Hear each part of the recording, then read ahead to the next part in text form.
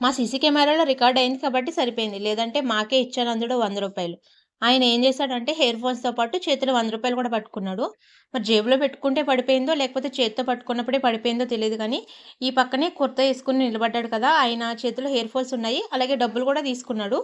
100 note కింద పడిపోయిందండి. కింద పడిపోతే ఆ పక్కనే ఉన్న ఒక ఆయనైతే తీసేసుకొని ఫోన్ కింద అయితే పెట్టేసుకున్నాడండి. ఇంకా అతనైతే చూసుకోకుండా వెళ్ళిపోయాడు. వెళ్ళిపోయి కాసేపటి తర్వాత వచ్చాడండి. వచ్చి రూ. 100 మీ బాబుకిచ్చాను. నాకివ్వలేదు, చేంజ్ ఇవ్వలేదు అనేసి అంటుంటేని, తర్వాత సీసీ కెమెరాలో చెక్ చేస్తే మాకు తెలిసిందండి. ఆయన చేతిలోంచి కిందకి జారిపోయినాయి రూ. 100. అగోండి కనపడ్డది కదా!